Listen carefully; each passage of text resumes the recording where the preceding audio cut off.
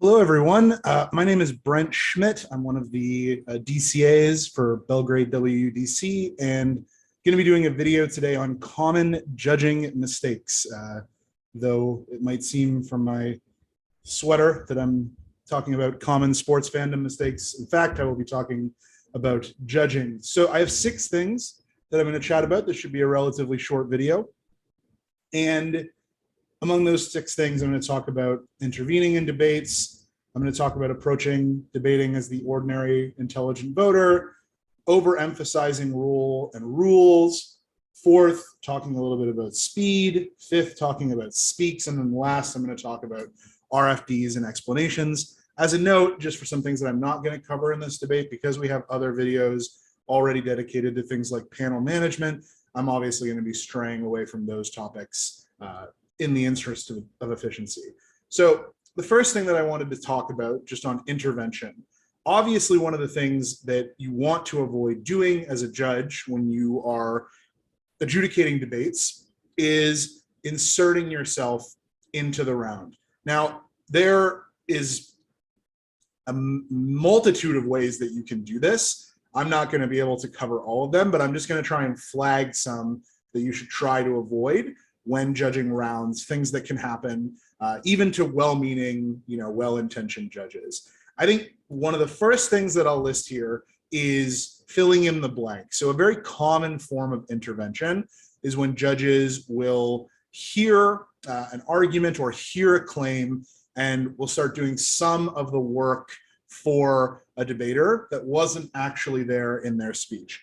And obviously this can be a little bit of a judgment call, because there are certain kinds of claims where there are things that the debater will expect that you will accept by intuition. For instance, if you are to say that this policy would feed millions and millions of people, it probably doesn't need to be explicitly stated by the debater that starvation is bad, right? There is a certain degree of assumption that I think judges can have in terms of certain kinds of claims.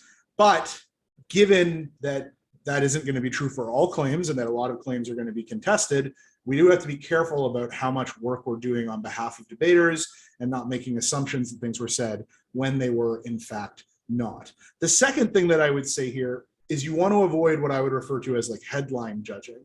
I think another common mistake that can be made, particularly as debate gets faster and a little bit more analytically rigorous, is that people can hear a heading, whether that be an argument title or a subpoint of some kind, and then they make an assumption about what it is that that argument is going to contain, and you perhaps check out a little bit or make an assumption that they're going to say something that might not actually be the specific details of what they said in reality. The third thing that I want to mention in terms of intervention is preferencing previous debates that you've seen or the discussions that you had during the preparation period with other debaters. I think this is a very, very problematic one.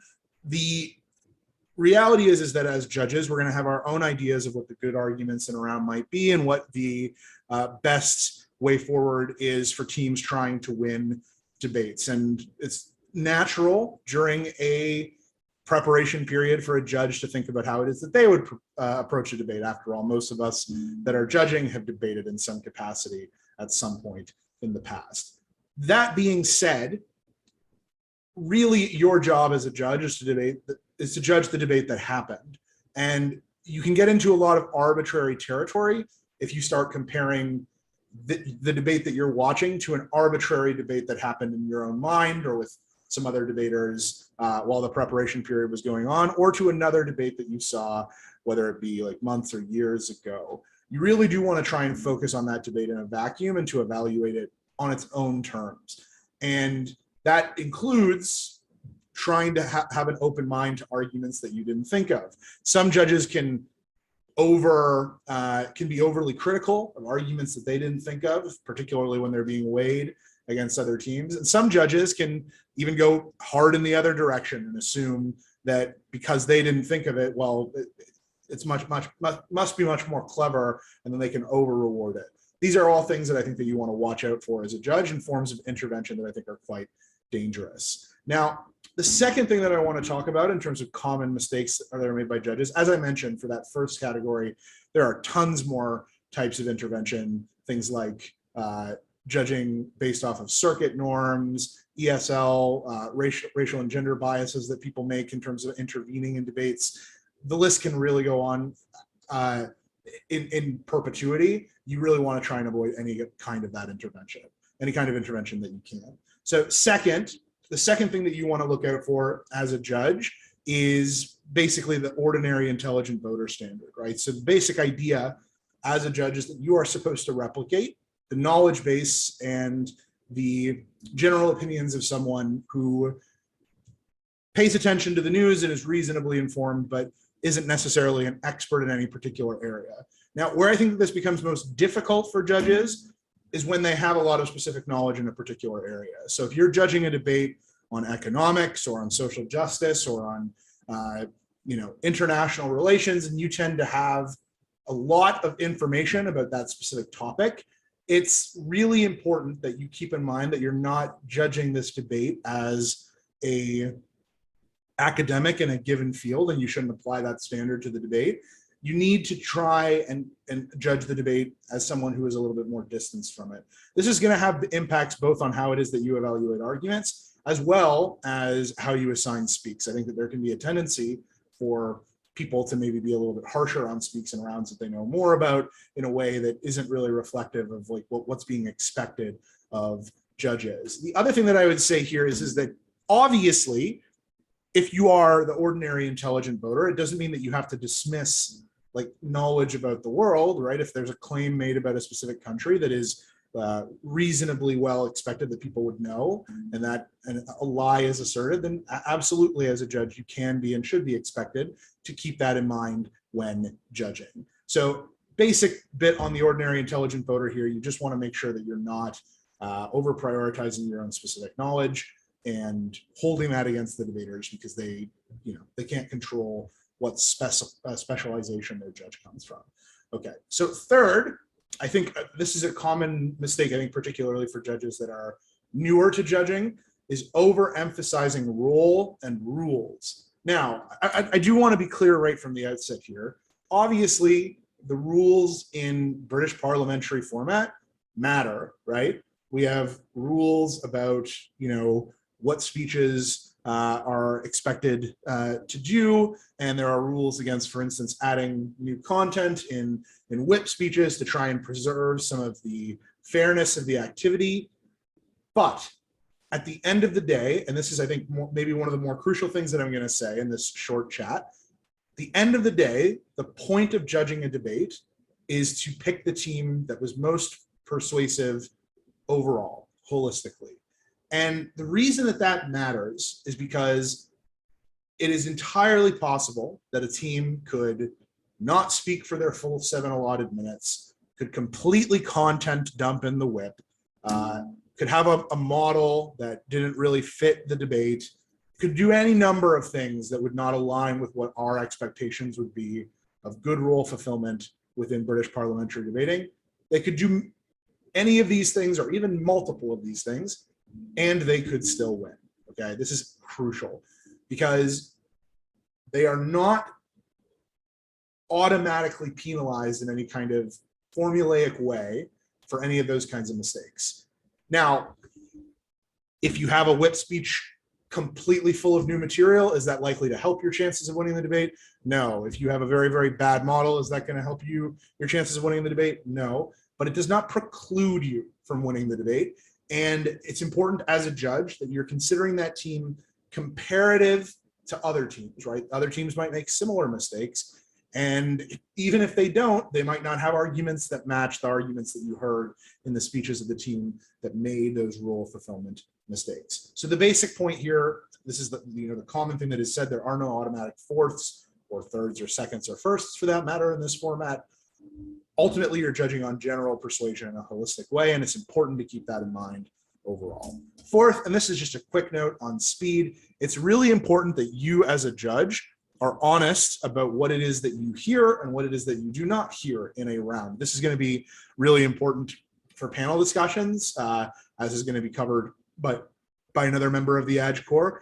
But the basic point here is that I think that there can be a little bit of a hesitance to admit that either a speaker spoke too fast or that you didn't catch something. And we're human beings. There's going to be times where we miss things or where something potentially passes us by.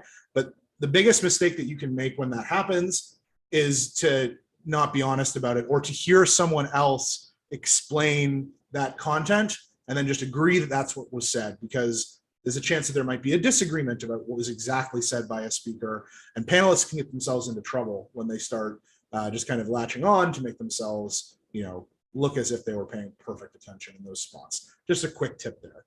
Fifth, chatting about speaks. There's a couple things that I want to mention here. The first, and I think the most important thing that I'll say about speaks and what to consider when judging as a debater and how you should assign speaks. I think it's useful while debating to kind of consider what kind of speaks range you would put a speaker into. It's very likely that you might change your mind or alter things as the debate goes on. That's reasonable. But I would also say that you should be doing this in line with like the speaker chart of that particular tournament, right? If there is a speaker chart that is provided that gives you an outline with written descriptions of what a speech should be assigned, I really, really, really highly recommend that you use that. And to be honest, I would say this even for judges that consider themselves more experienced, because the problem that we can get with judging is that we potentially come from different eras of debating. This is more likely with judging, or we come from different circuits. And our idea of what speech might fall into what bracket can radically differ in a way that might lead to more arbitrariness and randomness in terms of the scores that people are getting. And these scores can matter a lot, right? It can be the difference between whether a team makes any of the numerous breaks at a WUDC. And so as a result, I think we want to be keeping that in mind as much as possible. Also, do try to use the range as a judge. Now, there is obviously going to be like a good amount of speaks from the range of 87 to, from 77 to 82, but not every score needs to be within that range. And I know that it can sometimes be intimidating, particularly as a panelist or a newer judge, to give a score outside of that range because you think that you're going to be judged more harshly or looked at as a bad judge. But ultimately, in the long run, you're going to be a better judge if you're willing to use the range, and it makes debate better overall for sure. The last thing that I'll say is when you're judging a debate, you have to keep in mind that you're judging a debate in the context of a larger tournament, and so your speaks need to reflect that, like, the greater whole of the tournament, not just to be clear, what I mean by this is obviously you're only judging the round that you're in, but you can't give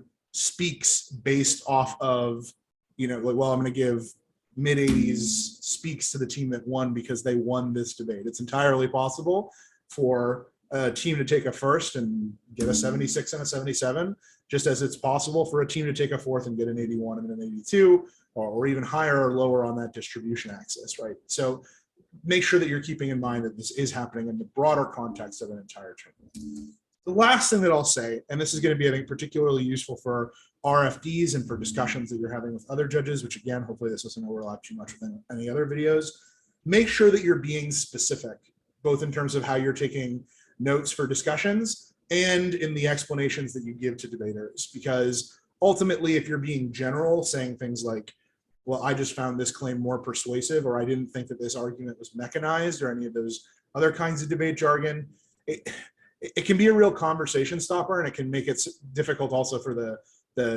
if you're talking to the debaters themselves, for them to know really what it is that you're referring to. The more specific that you are as a judge, and the more particular you are, the better you're going to be able to explain things, and the better that you're going to be able to be understood.